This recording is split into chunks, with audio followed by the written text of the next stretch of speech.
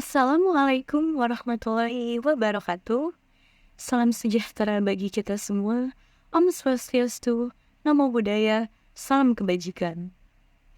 Pertama-tama, marilah kita panjatkan puji serta syukur kehadirat Allah Subhanahu wa Ta'ala, karena berkat rahmat dan karunia-Nya kita dapat bertemu kembali dalam keadaan sehat walafiat.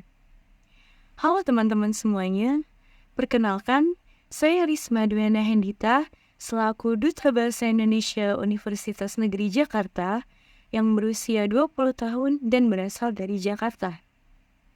Pada kesempatan yang berbahagia ini, izinkan saya menyampaikan pidato mengenai penggunaan awalan dan akhiran berbahasa daerah dalam berbahasa Indonesia sehari-hari.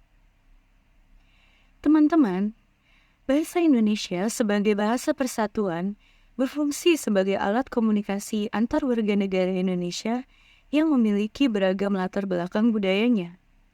Namun, dalam praktiknya, banyak dari kita yang masih membawa pengaruh bahasa daerah dalam konteks berbicara menggunakan bahasa Indonesia. Salah satu bentuk pengaruh tersebut adalah penggunaan awalan dan juga akhiran kata dari bahasa daerah. Bahkan, penggunaan bahasa daerah di awal dan akhir kalimat ini menjadi tren terbaru sekaligus suatu kebiasaan di kalangan generasi muda saat ini. Penggunaan awalan dan juga akhiran dari bahasa daerah seringkali terlihat dalam percakapan kita sehari-hari. Misalnya seperti kalimat, gak bahaya tah, gak gitu jeh, iya cenah, toh memang begitu adanya, dan juga olah begitu toh.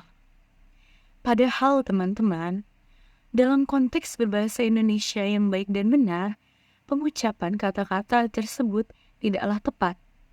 Kita bisa mengganti kalimat-kalimat tersebut menjadi sebuah kalimat baku dan sesuai dengan poemi, yaitu gak bahaya tah bisa kita ganti menjadi tidak bahaya ya, atau menjadi tidak bahaya kah? Lalu kata iya cenah menjadi iya katanya, atau kalimat oh alah begitu toh menjadi oh seperti itu ya. Tahukah teman-teman bahwa penggunaan berbahasa daerah seperti ini memiliki beberapa dampak, baik dampak positif maupun dampak negatif dalam kehidupan berbangsa dan bernegara kita. Yang pertama, dampak positifnya adalah kita dapat memperkaya pengetahuan bahasa dan memperlihatkan kekayaan budaya Indonesia. Penggunaan unsur-unsur bahasa daerah dapat menunjukkan identitas budaya dan keberagaman yang ada di Indonesia. Karena bahasa daerah merupakan warisan leluhur yang harus kita lestarikan dan juga kita pertahankan. Dengan adanya bahasa, kita bisa memperkenalkan ciri khas atau identitas bangsa. Seperti yang tertera dalam Undang-Undang Negara Indonesia tahun 1945, menghormati dan memelihara bahasa daerah merupakan upaya dalam menjaga kekayaan budaya nasional.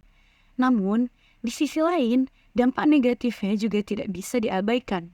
Salah satunya adalah potensi kebingungan dalam memahami bahasa Indonesia yang baku. Penggunaan bahasa daerah yang tidak tepat atau berlebihan bisa menyebabkan ketidakjelasan makna dan merusak struktur bahasa Indonesia yang seharusnya digunakan dengan baik dan benar. Selain itu, hal ini juga dapat mengurangi kemampuan berbahasa Indonesia yang baku, terutama bagi generasi muda yang masih dalam tahap belajar. Karena itulah, sebagai Duta Bahasa Indonesia, di sini saya memiliki beberapa solusi maupun program dalam mengatasi dampak tersebut. Pertama, kita dapat mendukung program Kementerian Pendidikan dan Kebudayaan atau Kemdikbud, yaitu pendidikan bahasa Indonesia untuk mengutamakan penggunaan bahasa nasional. Hal itu dapat terlaksana melalui instansi sekolah. Sekolah harus berperan aktif dalam mengajarkan bahasa Indonesia yang baku dan benar tanpa mengesampingkan pengenalan terhadap bahasa daerah. Kedua, Pemerintah dan lembaga pendidikan harus terus mensosialisasikan penggunaan bahasa Indonesia yang baku melalui berbagai media. Kampanye penggunaan bahasa yang baik dan benar dapat dilakukan melalui media sosial maupun media informasi lainnya. Ketiga, keluarga sebagai lingkup masyarakat terkecil juga harus berperan dalam mengajarkan penggunaan bahasa Indonesia yang baik dan benar. Orang tua yang memiliki anak maupun teman-teman sekalian bisa saling mengajari tentang pentingnya berbahasa Indonesia yang baik dan benar mulai dari lingkup rumah masing-masing. Lalu yang terakhir, kita sebagai individu juga harus memiliki kesadaran untuk menggunakan bahasa Indonesia yang baik dan benar sesuai dengan PUEBI, terutama dalam situasi formal. Meskipun bahasa daerah tetap kita gunakan sebagai identitas budaya, namun dalam situasi tertentu kita harus menempatkan penggunaan bahasa Indonesia dengan tepat. Dengan upaya bersama dan berbagai pihak, kita sebagai warga negara Indonesia yang bangga akan identitas nasional dapat menjaga keberagaman bahasa daerah sekaligus melestarikan bahasa Indonesia. Baiklah teman-teman sekalian, sebelumnya saya ingin mengucapkan terima kasih kepada diri saya sendiri, terutama kepada Ibu Esa Purbarani MPD, selaku dosen pengampu mata kuliah umum Bahasa Indonesia Universitas Negeri Jakarta yang telah mengerjakan saya dan juga teman-teman sekalian tentang pentingnya berbahasa Indonesia yang baik dan juga benar selama 1 semester ini. Demikian pidato yang dapat saya sampaikan. Saya mohon maaf apabila terdapat kesalahan dalam perkataan maupun perbuatan saya di dalam video ini. Semoga pidato ini dapat bermanfaat bagi kita semua dan dapat menjadi bahan pembelajaran baik bagi diri saya maupun bagi diri kita semua.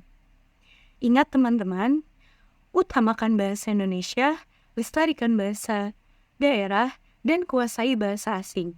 Akhir kata, wassalamualaikum warahmatullahi wabarakatuh.